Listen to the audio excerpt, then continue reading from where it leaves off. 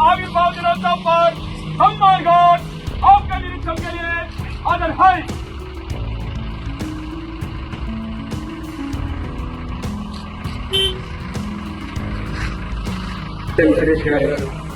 Reserve inspector police वाరి ఆధ్వర్యంలో గౌరవ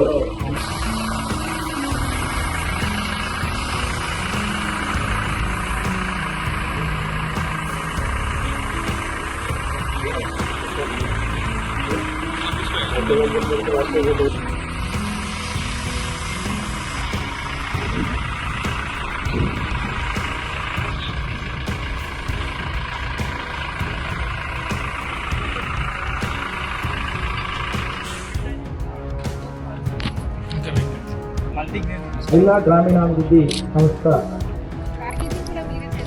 పల్లెలే దేశాభివృద్ధికి పట్టుకొమ్మలు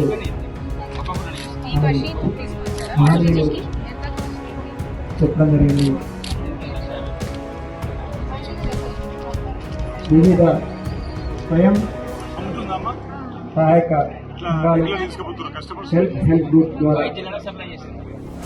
గ్రామాలలో అభివృద్ధి కార్యక్రమాలు, శిక్షణ కార్యక్రమాలు, సమీకరణ,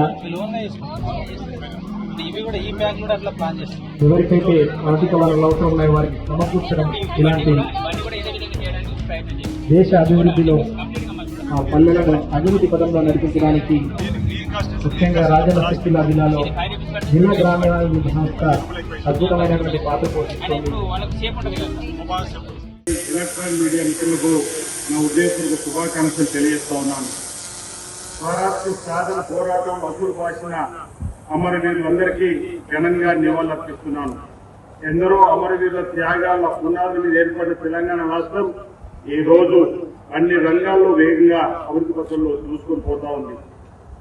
ప్రజా ప్రయోజన లక్ష్యంగా పారదర్శకత, జవాబుదారీతనంతో రాష్ట్రంలో ప్రజా ప్రభుత్వం పాలన కొనసాగుతున్నది. ప్రజా ప్రభుత్వం ద్వారా జిల్లాలో అమలు చేస్తున్న పలు సంక్షేమ అభివృద్ధి కార్యక్రమాలు క్లుప్తంగా మీ ముందు చూస్తున్నాను. ప్రజా పాలన, ప్రగతి ప్రణాళిక, ప్రభుత్వ అభివృద్ధి, సంక్షేమ పథకాలు ప్రజలకు తీసుకెళ్లడం, భవిష్యత్ ప్రణాళికలు రూపొందించడం, ప్రజలు భాగస్వామ్యం చేయడం లక్ష్యంగా తెలంగాణ రాష్ట్ర ప్రభుత్వం ప్రతిష్టాత్మకంగా ప్రజా పాలన ప్రగతి ప్రణాళిక 99 రోజుల కార్యాచరణ శ్రీకారం చుట్టింది. జిల్లాలో మార్చి 6వ తేదీన ప్రజా పాలన ప్రగతి ప్రణాళిక కార్యక్రమాన్ని చంద్రుడి మండలంలో ప్రారంభించడం జరిగింది. మార్చి 12వ తేదీన జిల్లాలోని సర్పంచులు, మున్సిపల్ కౌన్సిలర్ శిక్షణ ఇవ్వడం జరిగింది. ఏప్రిల్ 2వ తేదీన గ్రామ సభలను, మున్సిపాలిటీలో వార్డు సభలను నిర్వహించుకున్నాం. ఏప్రిల్ 16వ తేదీన మండల స్థాయి, మే 2వ తేదీన నియోజకవర్గ స్థాయి, మే 22వ తేదీన జిల్లా స్థాయి సభ నిర్వహించి ప్రభుత్వం అమలు చేస్తున్న సంక్షేమ పథకాలను, త్వరలో అమలు చేస్తున్న పథకాల మీద అవగాహన కల్పించడం జరిగింది.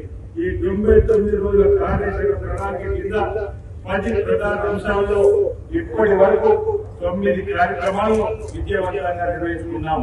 మార్చి 6 నుండి 15వ తేదీ వరకు ప్రభుత్వ కార్యాలయాల్లో 495 ఫైళ్ల క్లియరెన్స్ చేపట్టడం జరిగింది. పరిసరాల పరిశుభ్రత కింద 1590 కిలోమీటర్ల రోడ్లు, 1222 కిలోమీటర్ల మురికి కాలువలు, 500 పైబడిన ఖాళీ ప్రదేశాలు శుభ్రం చేయడం జరిగింది. ఏప్రిల్ 6వ తేదీ నుండి 11వ తేదీ వరకు ఆరోగ్య వారోత్సవం నిర్వహించి ఆహార భద్రత, మాతృ పరిరక్షణ, ఎయిడ్స్ నివారణ, మత్తు పదార్థ అలవాటు కలిగే అనర్థాలను, హోమియోపతి, ఆయుర్వేదం, యునాని, యోగా విధానమైన అవగాహన కల్పించడం జరిగింది. ఏప్రిల్ 13వ తేదీ నుండి 19వ తేదీ వరకు అదే వారోత్సవం నిర్వహించి రహదారి భద్రత అవగాహన కార్యక్రమాలు 306 బృందాలతో నిర్వహించడం జరిగింది.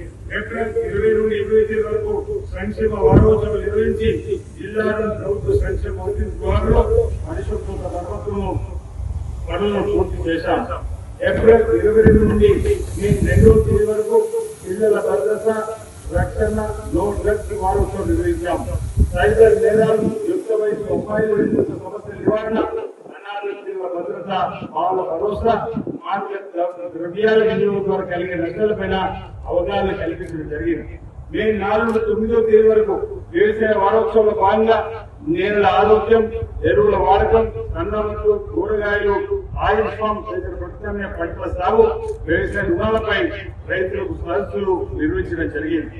మే 11 నుంచి 16వ తేదీ వరకు విద్యా వారోత్సవం నిర్వహించి 9 PMశ్రీ 1 KGB విద్యాలయాల్లో నేతల భద్రత పథకం కింద 5,800 మంది కార్మికులకు బీమా సౌకర్యం కల్పించింది.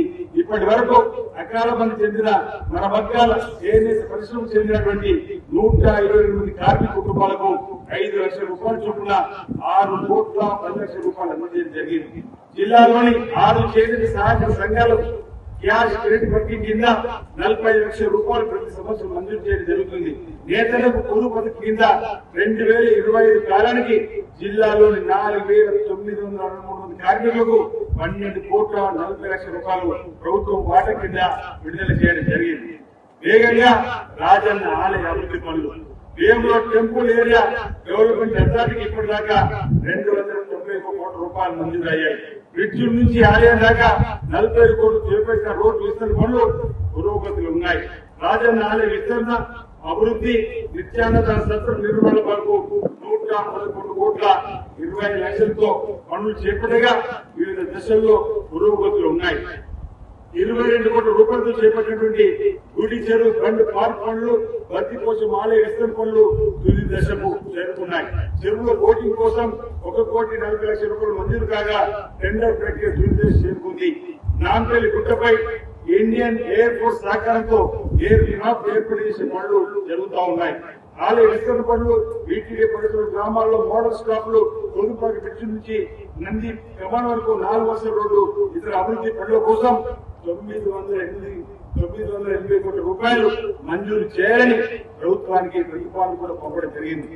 రాజన్న ఆలయ గోశాల నిర్మాణకు వేముల మండలం మరిపెల్లిలో 40 ఎకరాల భూమి కూడా కేటాయించడం జరిగింది. భీమేశ్వర స్వామి ఆలయం 6 కోట్ల రూపాయలతో అభివృద్ధి చేయడం జరిగింది. సొంత ఎన్నికల సహకారం, బడుగు బలహీన వర్గాల ప్రజల సొంతింటి కలను సాకారం చేసేందుకు తెలంగాణ ప్రభుత్వం ఇందిరమిళ్ల పథకాన్ని ప్రతిష్టాత్మకంగా ప్రవేశపెట్టింది. జిల్లాలో మొత్తం 6,448 ఇందిరమిళ్లు మంజూరు చేయబడ్డాయి. లబ్ధిదారులు 400 నుంచి 600 చేరుకుంటున్న వారికి ఇంటికి నిర్మించేందుకు 5 లక్షల రూపాయలను ఆర్థిక సాయం మంజూరు చేయడం జరుగుతుంది. జిల్లాలో ఇప్పటివరకు 5,700 పేర్లకు ముప్పు పోసుకొని నిర్మాణ స్వీకరణ చుట్టగా ఇప్పటి వరకు 2,700 గృహ నిర్మాణాలు, 763 విద్యార్థులకు సమ్మర్ క్యాంప్ నిర్వహించడం జరిగింది. నియోజకవర్గ స్థాయిలో సర్పంచులకు, మున్సిపల్ కౌన్సిల్కు పాఠశాల విద్యా కార్యక్రమాలపై సమావేశాలను, గ్రంథాలయ దినోత్సవం, విద్యా విజయోత్సవ కార్యక్రమం నిర్వహించి 10వ తరగతి ఇంటర్మీడియట్ లో ఉత్తమ ప్రతిభ కనిపించిన విద్యార్థులకు నగదు ప్రోత్సాహం అందజేయడం జరిగింది. మే 18 నుండి 23వ తేదీ వరకు యువజన క్రీడలు, పర్యాటక వారోత్సవాల భాగంగా విద్యతో పాటు కళలు, క్రీడల యొక్క ప్రాముఖ్యత తెలియజేసి యువతలో నైపుణ్యాన్ని పెంపే అవగాహన సృష్టించడం జరిగింది. 24 కంప్యూటర్ జాబ్ మేళలో 350 మంది ఆన్లైన్ లో రిజిస్ట్రేషన్ చేసుకోగా 30 మందికి నియామక ఉత్తర్వులు అందజేయడం జరిగింది. మే 25 నుండి 30 తేదీ వరకు మహిళా సంక్షేమ వారోత్సవం నిర్వహించి 113 గ్రామాల్లో ఇందిరా మహిళా శక్తి భవన నిర్మాణ శ్రీకారం చుట్టగా నిర్మాణాలు వివిధ దశల్లో పురోగతులున్నాయి. 13 అంగన్వాడీ కేంద్రాలు ప్రారంభించడం జరిగింది. మెప్మా ద్వారా 1,00,000 మంది మహిళలకు ఇందిరమ్మ చీరలు పంపిణీ చేశారు. పోషణ మిషన్, బాల్య వివరాల ఇబ్బందులు, పోస్ట్ చట్టంపై మహిళలు చర్చలు కల్పించడం జరిగింది.